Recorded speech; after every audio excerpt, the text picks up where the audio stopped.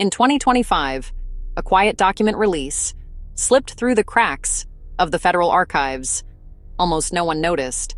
Buried between forgotten Cold War budgets and obsolete weapons research was a name: Project Stargate.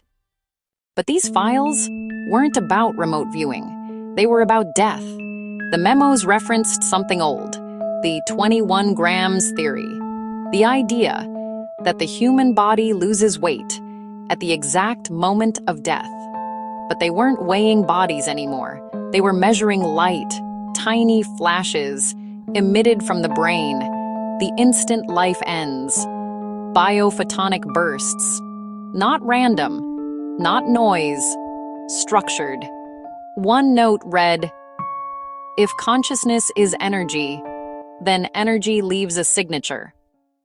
The Cold War didn't end. It just changed battlefields, from nuclear weapons to the soul. The next files described sensory deprivation tanks, designed to mimic death. No light, no sound. Water warmed to match the skin. Subjects reported the same thing. First, a hum. Then, separation. Then a tunnel. That didn't behave like a tunnel. The gateway tapes were used, audio frequencies, to synchronize the brain, to reach something called Focus 21, a place described as the threshold where time dissolves. One subject said he floated above his own body. Another described drifting through a Soviet military facility. The coordinates matched. In the margin of the report, someone wrote, "We may have discovered a repeatable map of the afterlife." By the mid-'80s, participants were labeled travelers, unofficially, ghost assets. The theory was simple. If consciousness could detach, even briefly, it could bypass walls, borders, security systems, no radar, no trace. But several travelers reported something else. Not emptiness, presence. One transcript reads, "There are structures out there. Something notices when we pass." One subject collapsed without warning. Brain activity ceased. Doctors called it spontaneous failure. The memo used a different word: interference. Funding shifted. Human trials slowed. Hardware replaced them. Ultra-low frequency arrays built in remote desert locations. They were tuned to detect the resonant frequency of departure. They weren't trying to see the soul anymore. They were trying to record it.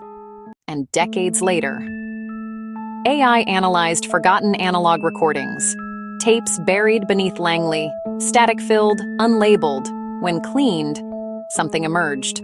Not random noise, a repeating phrase, across recordings made years apart.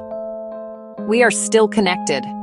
The voice sounded layered, like many speaking, through one mouth. The final initiative moved to a private contractor.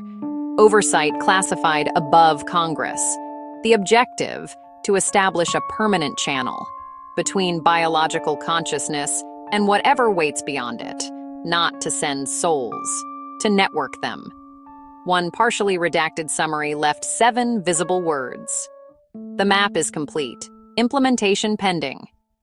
Today, neural link technology is celebrated. Brain interfaces, digital immortality, uploading thought patterns. But engineers reported something strange.